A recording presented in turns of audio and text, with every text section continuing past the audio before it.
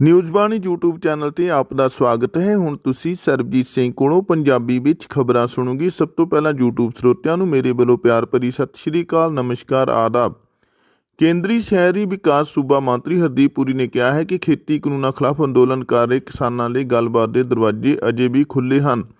ਕਿਸਾਨ ਕੇਂਦਰ ਸਰਕਾਰ ਦੇ ਪ੍ਰਸਤਾਵਾਂ ਦਾ ਜਵਾਬ ਦੇਣ ਉਹਨਾਂ ਨੇ ਤਿੰਨੇ ਖੇਤੀ ਕਾਨੂੰਨਾਂ ਦੇ ਲੈ ਕੇ ਵਿਰੋਧੀ ਪਾਰਟੀਆਂ ਤੇ ਕਿਸਾਨ ਸੰਗਠਨਾਂ ਵੱਲੋਂ ਲਾਏ ਗਏ ਦੋਸ਼ਾਂ ਦਾ ਜਵਾਬ ਵੀ ਦਿੱਤਾ। ਸ਼੍ਰੋਮਣੀ ਅਕਾਲੀ ਦਲ ਬਾਦਲ ਦੇ ਪ੍ਰਧਾਨ ਸੁਖਬੀਰ ਸਿੰਘ ਬਾਦਲ ਵੱਲੋਂ ਅਕਾਲੀ ਦਲ ਦੇ SC ਵਿੰਗ ਦੇ ਜਥੇਬੰਦਕ ਢਾਂਚੇ ਦਾ ਐਲਾਨ ਕਰ ਦਿੱਤਾ ਗਿਆ ਹੈ।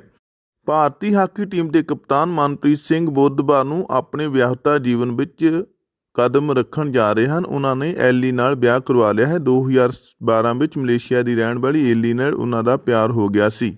ਐਲੀ ਦੀ ਮਾਂ ਮਲੇਸ਼ੀਆ ਦੀ ਫੌਜ ਲਈ ਹਾਕੀ ਖੇਡਦੀ ਸੀ ਤੇ ਇਸ ਕਾਰਨ ਐਲੀ ਅਤੇ ਮਨਪ੍ਰੀਤ ਦੀ ਦੋਸਤੀ ਗੂੜੀ ਹੋ ਗਈ। ਮੁੱਖ ਮੰਤਰੀ ਕੈਪਟਨ ਅਮਰਿੰਦਰ ਸਿੰਘ ਦੀ ਰਿਹਾਇਸ਼ ਦੇ ਨੇੜੇ ਸਰਕਾਰੀ ਆਯੁਰਵੈਦਿਕ ਹਸਪਤਾਲ ਦੀ ਟੈਂਕੀ 'ਤੇ ਚੜ੍ਹੇ ਪਾਵਰਕਾਮ 'ਚ ਡਿਊਟੀ ਦੌਰਾਨ ਮਾਰਨ ਵਾਲੇ ਮੁਲਾਜ਼ਮਾਂ ਦੇ ਪਰਿਵਾਰਕ ਮੈਂਬਰਾਂ ਨੇ ਨੌਕਰੀ ਦੀ ਮੰਗ ਲਈ ਤੀਜੇ ਦਿਨ ਬੁੱਧਵਾਰ ਨੂੰ ਪ੍ਰਦਰਸ਼ਨ ਜਾਰੀ ਰੱਖਿਆ। ਟੈਂਕੀ 'ਤੇ ਕੁੱਲ 11 ਮੈਂਬਰ ਚੜ੍ਹੇ ਹਨ, ਜਿਨ੍ਹਾਂ ਵਿੱਚੋਂ ਇੱਕ 1 ਸਾਲ ਦਾ ਬੱਚਾ ਤੇ ਜਦਕਿ ਦੂਸਰਾ 3 ਸਾਲ ਦਾ ਬੱਚਾ ਤੇ ਇੱਕ 65 ਸਾਲ ਦੀ ਬਜ਼ੁਰਗ ਵੀ ਇਸ ਧਰਨੇ ਵਿੱਚ ਸ਼ਾਮਲ ਹੈ। 1 ਸਾਲ ਦੇ ਬੱਚੇ ਦੀ ਸਵੇਰੇ ਤਬੀਅਤ ਖਰਾਬ ਹੋ ਗਈ। ਹੁਸ਼ਿਆਰਪੁਰ ਤੋਂ ਕਿਸਾਨ ਅੰਦੋਲਨ ਵਿੱਚ ਸ਼ਾਮਲ ਹੋਣ ਵਾਲੇ ਦਿੱਲੀ ਜਾ ਰਹੇ ਇੱਕ ਕਿਸਾਨ ਦੀ ਖੰਨਾ ਕੋਲ ਸੜਕ ਹਾਦਸੇ ਵਿੱਚ ਮੌਤ ਹੋ ਗਈ। ਮ੍ਰਿਤਕ ਦੀ ਪਛਾਣ ਕੁਲਵਿੰਦਰ ਸਿੰਘ 42 ਦੇ ਰੂਪ ਵਿੱਚੋਂ ਹੋਈ ਹੈ। ਉਹ ਹੁਸ਼ਿਆਰਪੁਰ ਦੇ ਰਹਿਣ ਵਾਲੇ ਹਨ। ਅੰਮ੍ਰਿਤਸਰ ਜ਼ਿਲ੍ਹੇ ਵਿੱਚ ਪਾਬੰਦੀਸ਼ੁਦਾ ਚਾਈਨਾ ਡੋਰ ਵਿਕਰੀ ਜ਼ੋਰਾਂ 'ਤੇ ਹੋ ਰਹੀ ਹੈ ਤੇ ਪ੍ਰਸ਼ਾਸਨ ਇਸ ਪ੍ਰਤੀ ਲਾਪਰਵਾਹੀ ਵਰਤ ਰਿਹਾ ਹੈ। ਸ਼੍ਰੋਮਣੀ ਅਕਾਲੀ ਦਲ ਡੈਮੋਕ੍ਰੇਟਿਕ ਦੇ ਮੁੱਖ ਬੁਲਾਰੇ ਤੇ ਸਾਬਕਾ ਡਿਪਟੀ ਸਪੀਕਰ ਬੀਰਦਵਿੰਦਰ ਸਿੰਘ ਨੇ ਭਾਰਤ ਦੇ ਕੁਝ ਸਾਬਕਾ ਰਾਜਦੂਤਾਂ ਵੱਲੋਂ ਕਿਸਾਨ ਅੰਦੋਲਨ ਤੇ ਕੈਨੇਡਾ ਦੇ ਰੁੱਖ ਨੂੰ ਵੋਟ ਬੈਂਕ ਦੀ ਸਿਆਸਤ ਦੱਸ ਕੇ ਲਿਖੀ ਚਿੱਠੀ ਦਾ ਵਿਰੋਧ ਕੀਤਾ ਹੈ। ਉਹਨਾਂ ਨੇ ਕਿਹਾ ਭਾਰਤ ਸਰਕਾਰ ਇਸ ਮਸਲੇ ਨੂੰ ਸੁਲਝਾਉਣ ਦੀ ਬਜਾਏ ਇਸ ਨੂੰ ਆਲਮੀ ਪੱਧਰ 'ਤੇ ਵੀ ਉਲਝਾਉਣ ਦੀ ਕੋਸ਼ਿਸ਼ ਕਰ ਰਹੀ ਹੈ। ਉਹਨਾਂ ਨੇ ਕਿਹਾ ਕਿ ਪ੍ਰਧਾਨ ਮੰਤਰੀ ਨਰਿੰਦਰ ਮੋਦੀ ਨੂੰ ਪਤਾ ਹੋਣਾ ਚਾਹੀਦਾ ਕਿ ਇੱਕ ਕੈਨੇਡਾ ਪੰਜਾਬ ਵਿੱਚ ਵੀ ਵੱਸਦਾ ਹੈ, ਜਿਹੇ ਵਿੱਚ ਪ੍ਰਧਾਨ ਮੰਤਰੀ ਜਸਟਿਨ ਟਰੂਡੋ ਦਾ ਕਿਸਾਨ ਅੰਦੋਲਨ ਦੇ ਹੱਕ ਵਿੱਚ ਹਾਂ ਦਾ ਨਾਅਰਾ ਮਾਰਨਾ ਸੁਭਾਵਿਕ ਹੀ ਹੈ। ਮਾਲਵਾ ਖੇਤਰ ਅੰਦਰ ਠੰਡ ਨੇ 6 ਸਾਲ ਦੇ ਰਿਕਾਰਡ ਤੋੜ ਦਿੱਤੇ ਹਨ ਤੇ ਤਾਪਮਾਨ 2.6 ਡਿਗਰੀ ਤੱਕ ਪਹੁੰਚ ਗਿਆ ਹੈ ਤੇ 1970 ਤੋਂ ਬਾਅਦ ਦਸੰਬਰ ਮਹੀਨੇ ਵਿੱਚ ਸਭ ਤੋਂ ਵੱਧ ਠੰਡਾ ਹੋਇਆ ਹੈ। ਕਿਸਾਨ ਜਥੇਬੰਦੀਆਂ ਵੱਲੋਂ ਕਾਰਪੋਰੇਟ ਘਰਾਣਿਆਂ ਵਿਰੁੱਧ ਦਿਨ ਰਾਤ ਦਾ ਧਰਨਾ 36ਵੇਂ ਦਿਨ ਵਿੱਚ ਦਾਖਲ ਹੋ ਗਿਆ ਹੈ। ਗੜਦੀਵਾਲਾ ਪੁਲਿਸ ਵੱਲੋਂ 20 ਪੇਟੀਆਂ ਨਾਜਾਇਜ਼ ਸ਼ਰਾਬ ਬਰਾਮਦ ਕੀਤੀ ਗਈ। ਲਾਚੋਵਾਲ ਟੋਲ ਪਲਾਜ਼ੇ ਤੇ ਅੱਤ ਦੀ ਸਰਦੀ ਵਿੱਚ ਕਿਸਾਨ ਡਟੇ ਹੋਏ ਹਨ।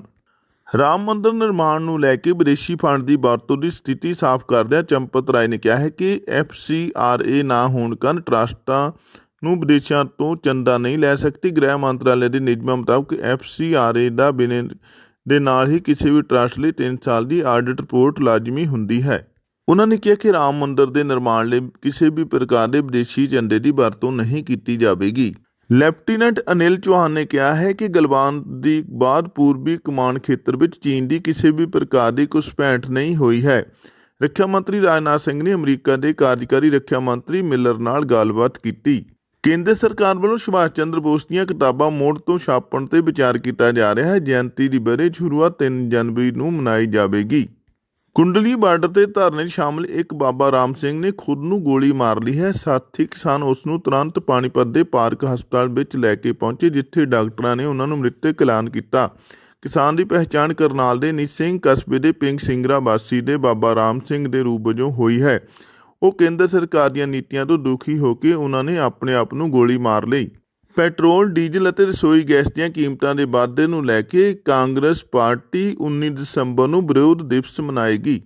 ਅਮਰੀਕਾ ਦੇ ਰਾਸ਼ਟਰਪਤੀ ਡੋਨਾਲਡ ਟਰੰਪ ਨੇ ਮੌਤ ਦੀ ਸਜ਼ਾ ਦੇ ਸਾਰੇ ਪੈਂਡਿੰਗ ਮਾਮਲਿਆਂ ਨੂੰ ਨਿਪਟਾ ਦਿੱਤਾ ਹੈ। ਕੁੱਲ 7 ਅਪਰਾਧੀਆਂ ਨੂੰ ਮੌਤ ਦੀ ਸਜ਼ਾ ਸੁਣਾਈ ਗਈ। ਪੱਤਰਕਾਰਾਂ ਦੀ ਸੁਰੱਖਿਆ ਲਈ ਕੰਮ ਕਰਨ ਵਾਲੀ ਇੱਕ ਮੰਤਰੀ ਸੰਸਥਾ ਨੇ ਕਿਹਾ ਕਿ ਇਸ ਸਾਲ ਪੂਰੀ ਦੁਨੀਆ ਵਿੱਚ ਰਿਕਾਰਡ ਪੱਤਰਕਾਰਾਂ ਨੂੰ ਜੇਲ੍ਹ ਭੇਜਿਆ ਗਿਆ ਹੈ। ਪੱਤਰਕਾਰਾਂ ਨੂੰ ਸਜ਼ਾ ਦੇਣ ਦੇ ਮਾਮਲੇ ਵਿੱਚ ਚੀਨ ਸਭ ਤੋਂ ਅੱਗੇ ਹੈ। ਆਪਣੇ ਕੰਮ ਨੂੰ ਲੈ ਕੇ ਇਸ ਸਾਲ ਪੂਰੀ ਦੁਨੀਆ 'ਚ 274 ਪੱਤਰਕਾਰਾਂ ਨੂੰ ਸਲਾਖਾਂ ਪਿੱਛੇ ਭੇਜਿਆ ਗਿਆ ਤੇ 29 ਪੱਤਰਕਾਰਾਂ ਦੀ ਹੱਤਿਆ ਕੀਤੀ ਗਈ। ਸੰਯੁਕਤ ਰਾਸ਼ਟਰ ਦੇ ਜਨਰਲ ਸਕੱਤਰ ਐਂਟੋਨੀਓ ਗੁਤਰਸ ਨੇ ਪੱਤਰਕਾਰਾਂ ਨੂੰ ਜੇਲ੍ਹ 'ਚੋਂ ਰਿਹਾ ਕਰਨ ਦੀ ਸਰਕਾਰਾਂ ਨੂੰ ਅਪੀਲ ਕੀਤੀ ਹੈ। ਚੀਨ ਸਰਕਾਰ ਵੱਲੋਂ 47 ਪੱਤਰਕਾਰਾਂ ਨੂੰ ਜੇਲ੍ਹ ਭੇਜਿਆ ਗਿਆ ਹੈ ਤੇ ਇਹਨਾਂ ਵਿੱਚੋਂ 3 ਪੱਤਰਕਾਰ ਕਰੋਨਾ ਦੀ ਖਬਰ ਦੇਣ ਕਾਰਨ ਕੈਦ ਕੀਤੇ ਗਏ ਹਨ।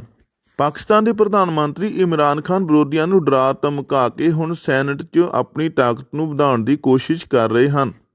ਚੀਨ ਖਿਲਾਫ ਭਾਰਤ ਦੀ ਹਮਾਇਤ ਕਰਨ ਵਾਲਾ $740 ਅਰਬ ਦਾ ਰੱਖਿਆ ਨੀਤੀ ਬਿੱਲ ਅਮਰੀਕੀ ਸੰਸਦ ਵਿੱਚ ਪਾਸ ਕੀਤਾ ਗਿਆ।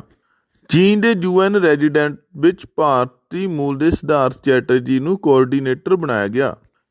ਅੱਜ ਸਵੇਰੇ ਬਾਜ਼ਾਰ ਖੋਲ੍ਹਦਿਆਂ ਹੀ ਸੋਨੇ ਅਤੇ ਚਾਂਦੀ ਦੇ ਭਾਅ ਵਿੱਚ ਉਛਾਲ ਆਇਆ ਹੈ। ਕੇਂਦਰ ਸਰਕਾਰ ਨੇ ਕਿਹਾ ਹੈ ਕਿ ਗੰਨਾ ਕਾਸ਼ਤਕਾਰਾਂ ਦੀ ਸਿੱਧੀ ਮਦਦ ਲਈ ਉਹਨਾਂ ਦੇ ਖਾਤਿਆਂ 'ਚ ਸਬਸਿਡੀ ਦੀ ਰਕਮ ਜਮ੍ਹਾਂ ਕਰਵਾਉਣ ਦਾ ਫੈਸਲਾ ਕੀਤਾ ਗਿਆ ਹੈ। ਇਹ ਸਬਸਿਡੀ 6,000 ਰੁਪਏ ਪ੍ਰਤੀ ਟਨ ਦੇ ਹਿਸਾਬ ਨਾਲ 60 ਲੱਖ ਟਨ ਚੀਨੀ ਬਰਾਮਦ 'ਤੇ ਦਿੱਤੀ ਜਾਵੇਗੀ।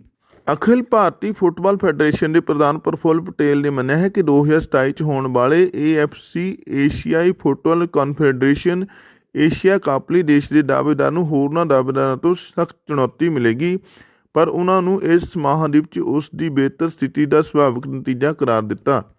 ਭਾਰਤ 'ਚ 2023 'ਚ ਹੋਣ ਵਾਲੀ ਵਨਡੇ ਵਿਸ਼ਵ ਕੱਪ ਦੇ ਕੁਆਲੀਫਾਇਰ ਦੀ ਮੇਜ਼ਬਾਨੀ ਜ਼ਿੰਬਾਬਵੇ ਦੇਸ਼ ਨੂੰ ਸੌਂਪ ਦਿੱਤੀ ਹੈ, ਜੋ 18 ਜੂਨ ਤੋਂ 9 ਜੁਲਾਈ 2023 ਤੱਕ ਹੋਣਗੇ। ICCI ਨੇ COVID-19 ਮਹਾਮਾਰੀ ਕਾਰਨ ਨਵਾਂ ਪ੍ਰੋਗਰਾਮ ਐਲਾਨਿਆ ਹੈ। ਮੇਜ਼ਬਾਨ ਭਾਰਤ ਦੇ 7 ਹੋਰ ਚੋਟੀ ਦੀਆਂ ਸੁਪਰ ਲੀਗ ਟੀਮਾਂ ਅਕਤੂਬਰ-ਨਵੰਬਰ 2023 'ਚ ਹੋਣ ਵਾਲੇ ਵਿਸ਼ਵ ਕੱਪ ਸਿੱਧੇ ਕੁਆਲੀਫਾਈ ਕਰ ਜਾਣਗੀਆਂ। ਸੁਪਰ ਲੀਗ ਦੀਆਂ ਬਾਕੀ 5 ਟੀਮਾਂ 2000 ਵਿਸ਼ਵ ਕੱਪ ਕੁਆਲੀਫਾਇਰ 'ਚ ਖੇਡਣਗੀਆਂ। ਇਸ ਲੀਗ 'ਚ 3 ਸਰਬੋਤਮ ਟੀਮਾਂ ਵੀ ਖੇਡਣਗੀਆਂ। ਅਮਿਤ ਸ਼ਾਹ ਦੇ ਬੰਗਾਲ ਦੇ ਦੌਰੇ ਤੋਂ ਪਹਿਲਾਂ ਹੀ TMC ਵਿਧਾਇਕ ਸ਼ੁਵੇਂਦੂ ਨੇ ਅਸਤੀਫਾ ਦੇ ਦਿੱਤਾ ਹੈ। ਭਾਜਪਾ ਪਾਰਟੀ ਨੇ ਕਿਹਾ ਹੈ ਕਿ ਜੇਕਰ ਸਾਡੀ ਪਾਰਟੀ ਵਿੱਚ ਆਉਣਾ ਚਾਹੁੰਦਾ ਹੈ ਤਾਂ ਉਹਨਾਂ ਦਾ ਸਵਾਗਤ ਹੋਵੇਗਾ। ਸੰਸਦੀ ਸਮਿਤੀ ਦੀ ਬੈਠਕ ਤੋਂ ਕਾਂਗਰਸ ਪਾਰਟੀ ਨੇ ਵਾਕਆਊਟ ਕੀਤਾ ਹੈ। ਰਾਹੁਲ ਗਾਂਧੀ ਨੇ ਕਿਹਾ ਹੈ ਕਿ ਸੁਰੱਖਿਆ ਦੇ ਸੰਬੰਧੀ ਯੂਨੀਫਾਰਮ 'ਤੇ ਚਰਚਾ ਕਰਨਾ ਵਕਤ ਦੀ ਬਰਬਾਦੀ ਹੈ। JEE ਮੇਨਜ਼ 2021 ਪਹਿਲੀ ਵਾਰ ਇੰਗਲਿਸ਼ ਦੇ ਨਾਲ ਹਿੰਦੀ ਸਮੇਤ 13 ਭਾਸ਼ਾਵਾਂ ਵਿੱਚ ਕਰਵਾਈ ਜਾਵੇਗੀ। ਨੈਗੇਟਿਵ ਮਾਰਕਿੰਗ ਵੀ ਹਟਾ ਦਿੱਤੀ ਗਈ ਹੈ। ਸੂਰਤ ਵਿੱਚ 2.5 ਸਾਲ ਦੇ ਬੱਚੇ ਦੇ ਅੰਗਦਾਨ ਕੀਤੇ ਗਏ। ਰੂਸ ਔਰ ਯੂਕਰੇਨ ਦੇ 4 ਸਾਲ ਬੱਚੇ ਦੇ ਟ੍ਰਾਂਸਪਲਾਂਟ ਹੋਏ ਹਾਰਟ ਅਤੇ ਲੰਗ ਨੂੰ ਕਿਡਨੀ ਲੀਵਰ ਗੁਜਰਾਤ ਦੇ ਬੱਚੇ ਵਿੱਚ ਲਗਾਏ ਗਏ। ਯੂਪੀ ਦੇ ਸੰਭਲ ਜ਼ਿਲ੍ਹੇ ਵਿੱਚ ਘਣੇ ਕੋਹਰੇ ਦੇ ਕਾਰਨ ਰੋਡਵੇਜ਼ ਦੀ ਬੱਸ ਟੈਂਕਰ ਨਾਲ ਟਕਰਾ ਗਈ, ਜਿਸ ਨਾਲ 8 ਲੋਕਾਂ ਦੀ ਮੌਤ ਹੋ ਗਈ ਤੇ 24 ਜ਼ਖਮੀ ਹੋ ਗਏ। ਰੂਸ ਸਰਕਾਰ ਬਾਇਓਨਟੈਕ ਕੰਪਨੀ ਤੋਂ ਵੈਕਸੀਨ ਦੀ ਮਾਤਰਾ ਖਰੀਦੇਗੀ ਤੇ ਇਸ ਦੀ ਗਿਣਤੀ 10 ਕਰੋੜ ਵੈਕਸੀਨ ਹੋਵੇਗੀ।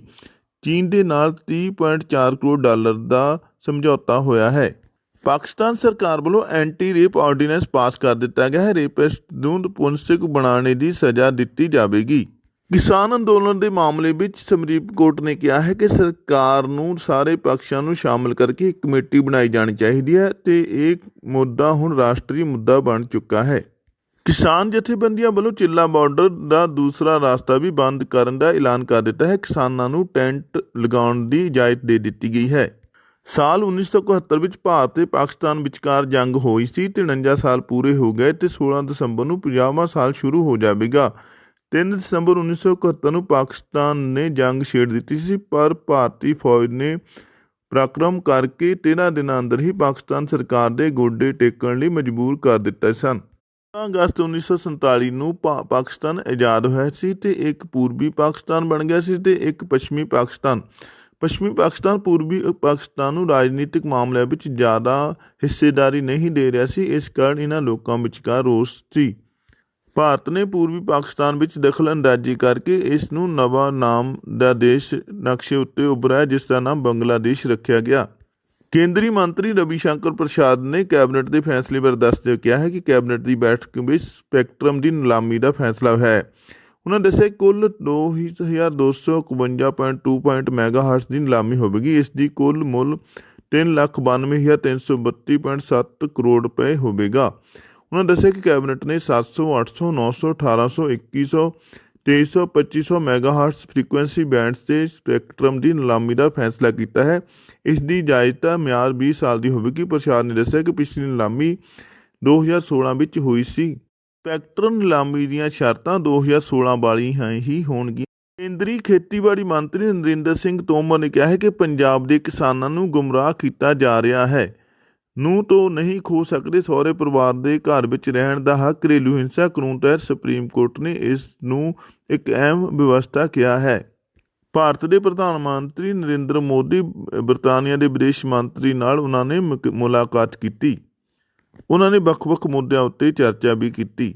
ਪ੍ਰਧਾਨ ਮੰਤਰੀ ਨਰਿੰਦਰ ਮੋਦੀ ਵੱਲੋਂ ਅੱਜ ਕੈਬਨਿਟ ਦੀ ਬੈਠਕ ਕੀਤੀ ਜਾ ਰਹੀ ਹੈ। ਕਿਸਾਨ ਅੰਦੋਲਨ 'ਤੇ ਵੀ ਅੱਜ ਗੱਲਬਾਤ ਹੋ ਸਕਦੀ ਹੈ। ਇੰਡੀਅਨ ਆਇਲ ਕਾਰਪੋਰੇਸ਼ਨ ਲਿਮਟਿਡ ਵੱਲੋਂ 5 ਕਿਲੋ ਦਾ LPG ਸਿਲੰਡਰ ਨਾਮ ਜਾਰੀ ਕੀਤਾ ਜਾ ਸਕਦਾ ਹੈ। ਇਸ ਨੂੰ ਛੋਟੂ ਦਾ ਨਾਮ ਦਿੱਤਾ ਗਿਆ ਹੈ। ਹੁਣ ਖਬਰਾਂ ਸਮਾਪਤ ਹੋਈਆਂ। ਧੰਨਵਾਦ, ਸ਼ੁਕਰੀਆ।